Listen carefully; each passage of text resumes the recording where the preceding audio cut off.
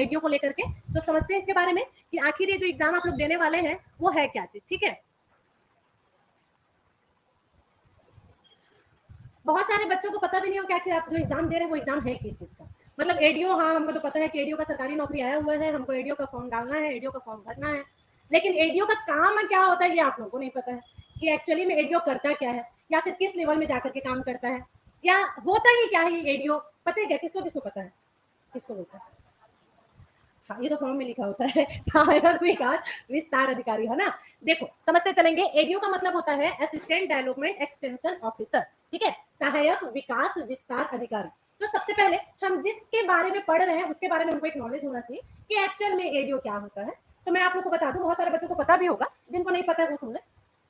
ADO जो है ना आपके पंचायत लेवल पर काम करता है। एडीओ का काम क्या होता है, या एक पंचायत लेवल पर काम होता है। जैसे कि हमारी जो सरकारें हैं, मान लीजिए वो किसी भी प्रकार की योजनाएं बना रही है, कुछ भी योजना बना रही है ग्रामीण के लिए, ग्रामीण विकास के लिए जो भी योजनाएं चला रही है, तो उस योजनाओं को पहले हमारे ग्राम में भेजा जाता है, आ जाइए। उसके बाद फिर उस गांव में वो योजना जब पहुंच चुकी है तो उसके बाद फिर उसको इम्प्लीमेंट भी तो करना पड़ेगा ना। इम्प्लीमेंट करना पड़ेगा मतलब उसको क्रियान्वित भी तो करना पड़ेगा। तो उस योजना को क्रियान्वित करने का जो काम है ना, वो एक सुपरवाइजर की तरह एडीओ करता है। आया समझ में, एडीओ क्या करता है? एडीओ का काम ही है ग्रामीण लेवल पर जो भी योजनाएं चल रही है ग्राम को विकास करवाने के लिए, ग्राम का विस्तार करवाने के लिए, तो उसके लिए जितनी भी योजनाएं गांव में भेजी जाती हैं, तो उन योजनाओं को क्रियान्वित करने का काम ही एडीओ करता है। मतलब अभी तक आप लोग को समझ आ चुका होगा कि बहुत पैसा है भाई इस पोस्ट में। ठीक है, गांव के लिए क्या किया जाएगा, बहुत सारी योजनाएं भेजी जाएंगी। अब सिर्फ योजना थोड़ी भेजा जाएगा, उस योजना को क्रियान्वित करने के लिए पैसा भी तो देंगे। तो वो पैसा किसके पास आएगा? तो पैसा है कि नहीं, एकदम मनी मनी है। देख लो, ताक लो बहुत अच्छे से, अच्छे से समझ लीजिए, है ना, कि एडीओ करता कैसे है, क्या क्या काम करता है और कितना पैसा छापोगे तुम लोग अगर बन जाए तो। ठीक है, तो ये काम होता है एडीओ का। एडीओ आपको कहाँ दिखेगा? तो एडीओ आपको जितने भी पंचायत लेवल है ना, चाहे नगर पंचायत की बात कर ले, जिला पंचायत की बात कर ले, जनपद पंचायत की बात कर ले, इन सभी जगहों पर आपको एडीओ दिख जाएगा। तो एडीओ का काम वही है बस कि जितने भी विकास है, विकास के लिए जो जो योजनाएं चलाई जा रही है, क्योंकि हमेशा कभी भी एक महीना भी तो खाली नहीं रहता, नया नया विकास तो निकलते ही रहता है। अब गाँव के विकास के लिए क्या होना है क्या नहीं होना, ये पूरा पावर जो एडीओ को दे दिया जाता है। तो वही काम होता है एडीओ का, बस वो एक सुपरवाइजर की तरह इम्प्लीमेंट करने का काम किया करते हैं। क्लियर है? तो समझ आया आपको एडीओ क्या होता है? एडीओ का काम भी अच्छे से समझ आ गया होगा। बन गया तो कितना नोट छापोगे ये भी दिमाग में चल गया होगा, एकदम गणित लग गया होगा, है ना, कि हाँ भाई गांव में तालाब बनवाने के लिए क्या किया जा रहा है, सरकार 50,000 रुपए दे रहा है, उसमें का 25 तो मैं अपने जेब में रखूंगा और 25 को क्या करूंगा, गांव के तालाब की खुदाई में यूज करूंगा। चल गया ना दिमाग में? हाँ, तो बस ऐसे ही कमाई होता है, इसमें कुछ गलत थोड़ी है। ठीक है, बस पेमेंट मिलेगा वो अलग है। अब देखो, बाहरी कमाई करने के लिए ना बुद्धि की भी जरूरत होती है। अब हर किसी के पास ये बुद्धि नहीं होता है, कुछ लोग सिर्फ सैलरी पर डिपेंडेंट होते हैं कि सरकार तो दे रही पैसा। नहीं, मैं तो बहुत ईमानदार हूँ, सच्चाई नहीं बताएगा कि बाहरी कमाना नहीं आता है मुझे, मैं तो बहुत ईमानदार हूँ। मैं बस कहाँ रहता हूँ, मेरी सैलरी पर फिक्स रहता हूँ। चलिए, तो एडीओ हमने समझ लिया कि एडीओ क्या होता है। अब थोड़ा सा इसके सिलेबस पर डिस्कस कर लेते हैं। सर ने आप लोगों के साथ सिलेबस के लिए डिस्कस किया होगा, कोई नहीं, एक बार फिर से डिस्कस कर लेते हैं। तो एडीओ का जो सिलेबस है उसको 5 पार्ट में डिवाइड किया गया है। कितने पार्ट में डिवाइड किया गया है? 5 पार्ट में, जिसमें पहले में आ रहा है आपका हिंदी। पहले पार्ट में क्या है आपका? हिंदी। दूसरे में है आपका सामान्य ज्ञान। क्या है? सामान्य ज्ञान। अब यहाँ पर से समझना, सामान्य ज्ञान को भी आपका 3 पार्ट में डिवाइड किया गया है। कैसे? तो पहले पार्ट में है आपका सीजी आ रहा है। सीजी में क्या आ रहा है? तो छत्तीसगढ़ का इतिहास आ रहा है, छत्तीसगढ़ का जियोग्राफी आ रहा है और छत्तीसगढ़ का जनजाति आ रहा है। ये आ रहा है आपका पहला पार्ट, किसका? सामान्य ज्ञान का। दूसरे नंबर पर आपका कॉन्स्टिट्यूशन को रखा गया है, संविधान को रखा गया है, भारत का संविधान, जिसकी क्लास अभी 2 दिन पहले ही हमारे यहाँ स्टार्ट हुई है। तो जो भी बच्चे एडीओ का प्रिपेयर स्टार्ट अगर आप नहीं किए हैं, हमारे साथ जुड़ करके इसका प्रिपेयर करना चाहते हैं, तो बिना टाइम वेस्ट के आप इसकी तैयारी कर सकते हैं हमसे जुड़ करके, क्योंकि 2 दिन हुआ है इसका क्लास स्टार्ट हुए। तो अभी भी समय है, आप क्लास ज्वाइन कर सकते हैं। जल्दी से जल्दी एप्लीकेशन के थ्रू आप हमसे जुड़ सकते हैं और हमसे जुड़ने के बाद एडीओ का जो भी सब्जेक्ट है, जो भी सिलेबस है, वो सारा का सारा आपको यहाँ पर कवर करवाया जाएगा। जैसे कि जनजाति की क्लास हमारी चल रही है, कॉन्स्टिट्यूशन की तैयारी भी हमारी चल रही है। ठीक है, तो ये हो गया आपका दूसरा। तीसरे नंबर पर आ रहा है आपका current affair. Can your shampoo fight dryness and hair fall with every wash? It's Pantene Possible. नया Pantene 2-in-1 यानी शैम्पू और कंडीशनर इन 1। ये ड्राई बालों को नरिश करे और मजबूत बनाए, जिससे हेयर फॉल हो कम all the way. No dryness, no hair fall worries. It's Pantene Possible.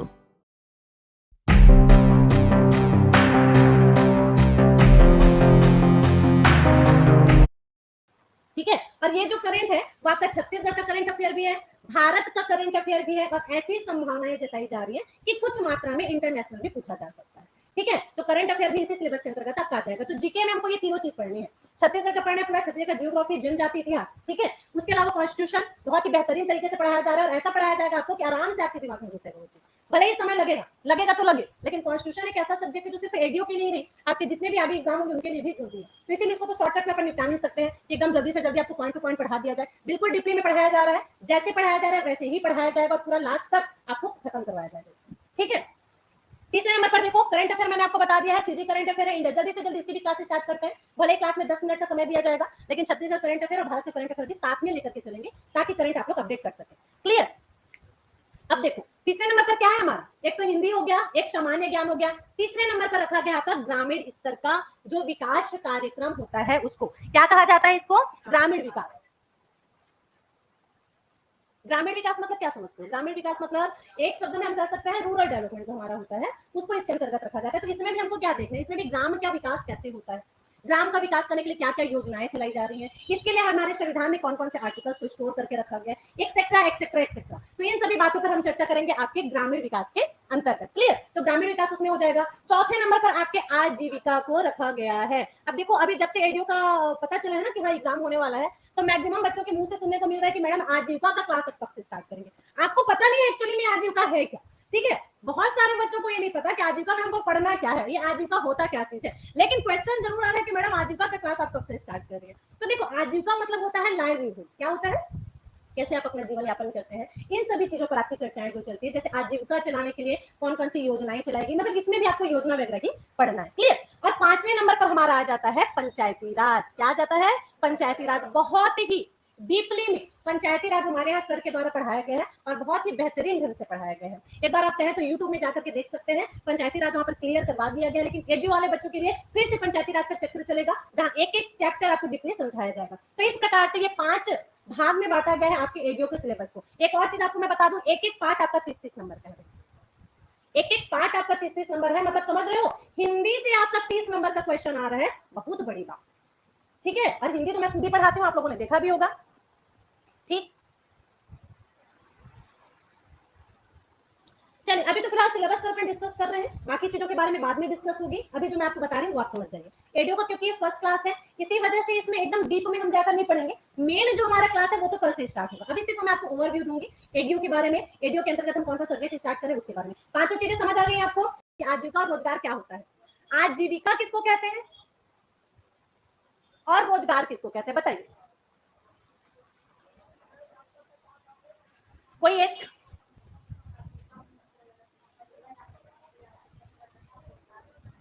रोजगार मतलब, देखो रोजगार मतलब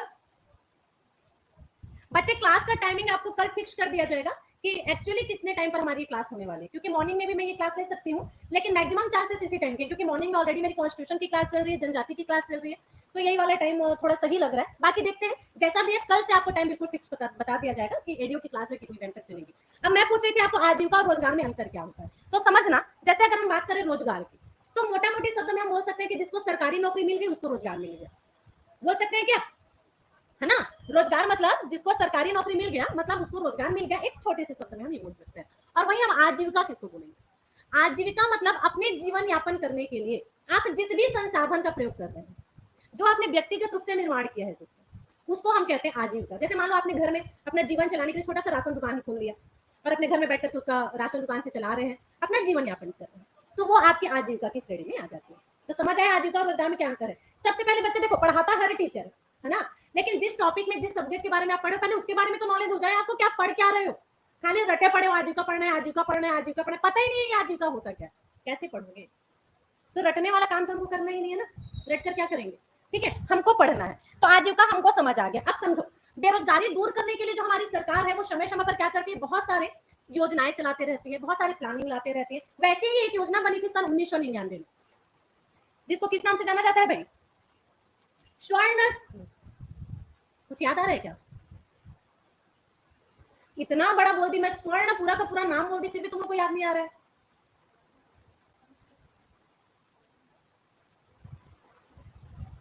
बताओ क्या है, स्वर्ण तो मैं बोल दी, आगे तुम लोग बताओ।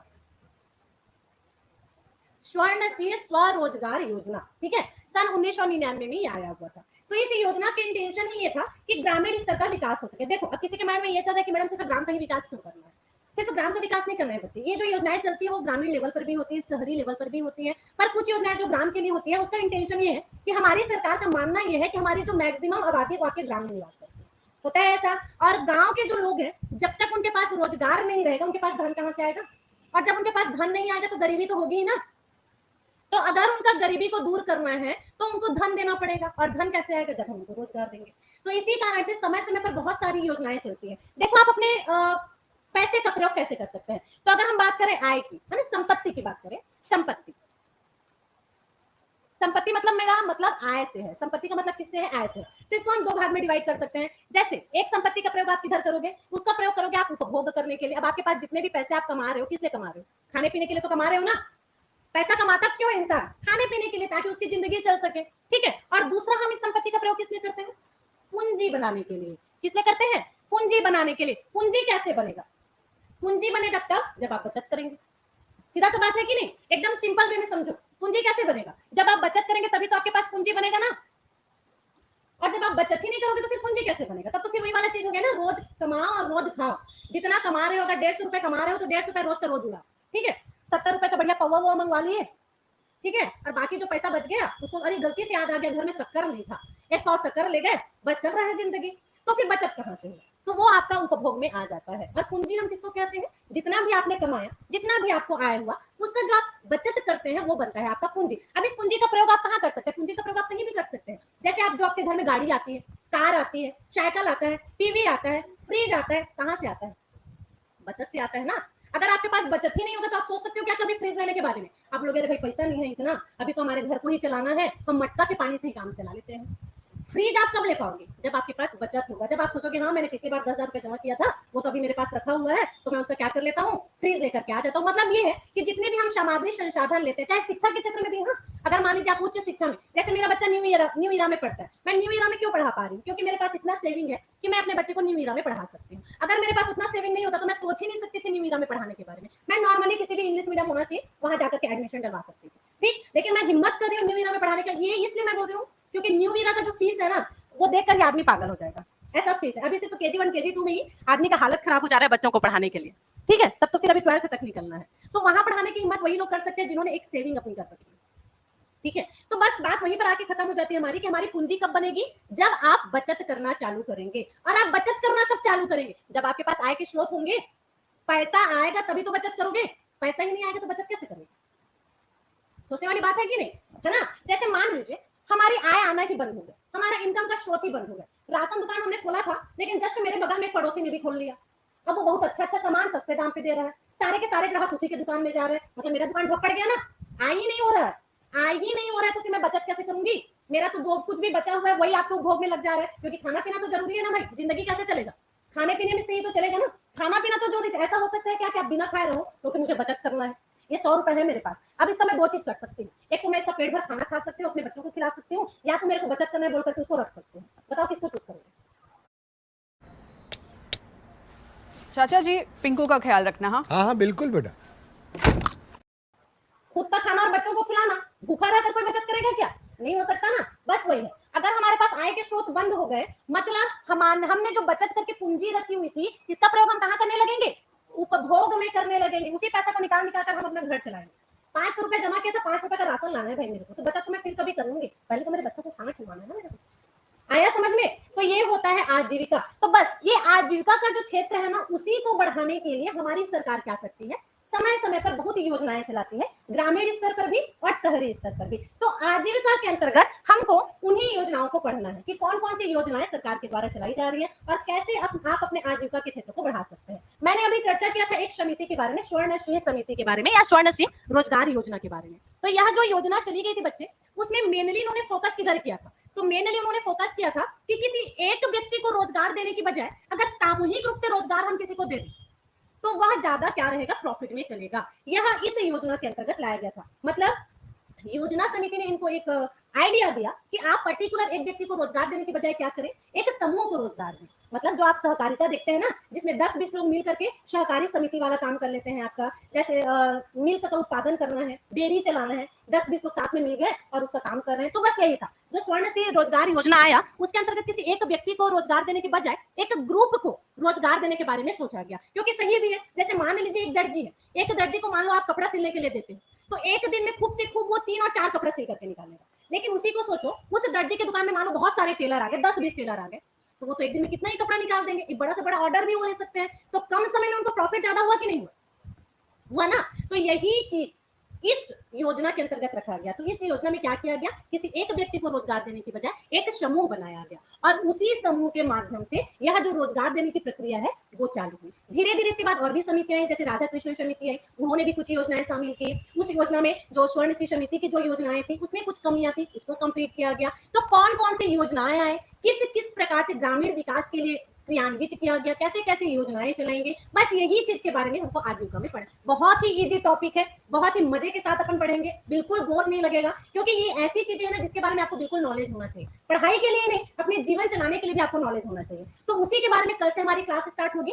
कि एक्चुअली में आजीविका है क्या क्या चीज, क्या क्या योजनाएं चलाई जा रही है, कृषि के क्षेत्र में आप ऐसा क्या करें जिससे कि आपकी आजीविका में प्रॉफिट ज्यादा हो सके, आपके आय के स्रोत बढ़ सके, आपका पूंजी बन सके। बस इसी के बारे में हमको आजीविका के अंतर्गत पढ़ना है। मुझे लगता है और भी आपको बहुत अच्छे से समझ आया होगा। आपको मेन इंटेंशन आज के क्लास का बस यही था, आपको समझाना था कि आजीविका के बारे में कल से हम अपना क्लास जो स्टार्ट करें उसमें हम